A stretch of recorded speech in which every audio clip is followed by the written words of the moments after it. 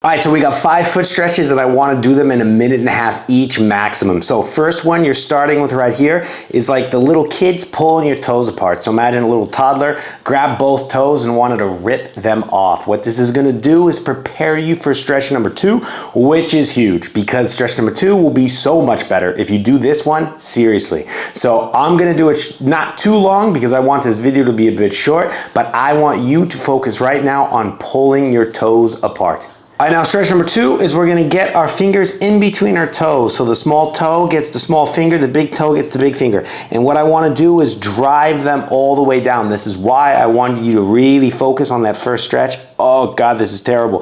The fascia, the ligaments, the tendons, the connective tissue, just everything we have, in our foot, in between our toes. And if I show a shoe right here of what it does to our feet, it is a disaster. So the minute we get our fingers all the way down, I like to kind of push them down like this too, and then start driving the boat, baby. So what we're gonna do is we're gonna give gas like this. We can pull back, we can give a little bit of traction, meaning giving some air in those joint capsules basically by just pulling them. You can rotate, you can do everything you want. Again, I'm gonna do this under 1 minute. You should do this for like 5 hours. This thing is absolutely amazing. It's like natural toe spacers on steroids. So this is amazing to get the range of motion back in those little joints of your toes. So just really go in all the directions you can possibly think. And before I end this one, you can also massage, I'll show this right here, your sesamoid bones. I'll explain what that is in the next stretch when I go into it. So you keep doing this, keep your yoga zen face, smile, and just get that range of motion back. All right, now we want to move the foot, pull the foot like this. So I'm going to push on the big toe and pull on the small toe. And what that's going to do is it's really going to open not only the plantar fascia of our foot, but also if you've ever sprained your ankle, you've got the ligament right here, the ATF, and then the CF on the side that for sure got jacked up. So the anterior talofibular and the calcaneus fibular. Well, it's been ages since I've said that.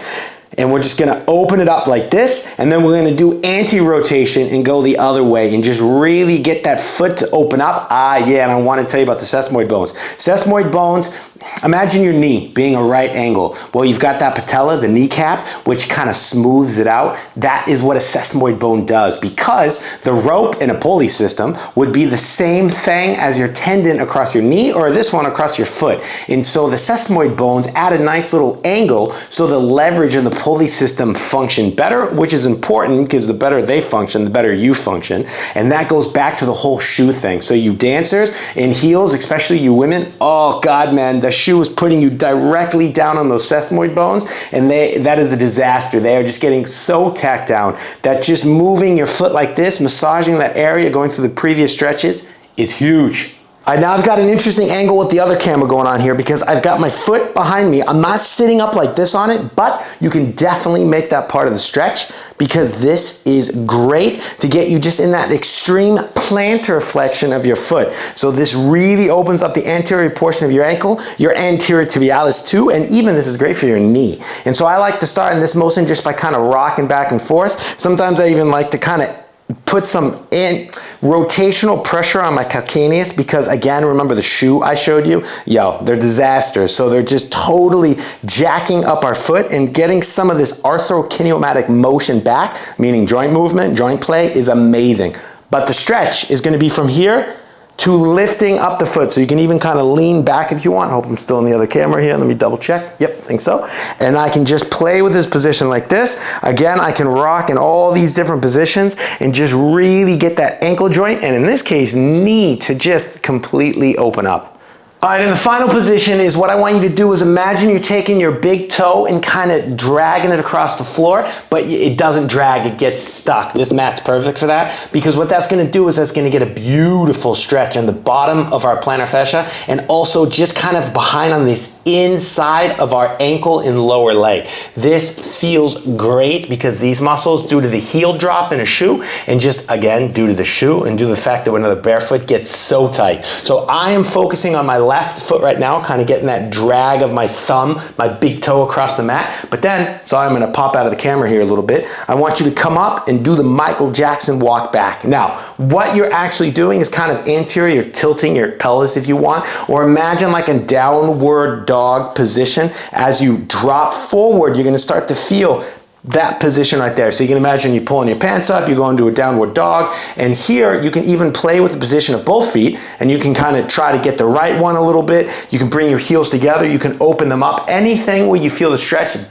at the bottom of here, or also in the inside of your lower leg, or really anywhere else. If you just feel that your toes are breaking, that means you have absolutely zero range of motion there, and this stretch is even more important. My tip would be to start focusing on one side and really trying to drag that big toe back, but not allowing it to move. That will start to help open up some of this tissue.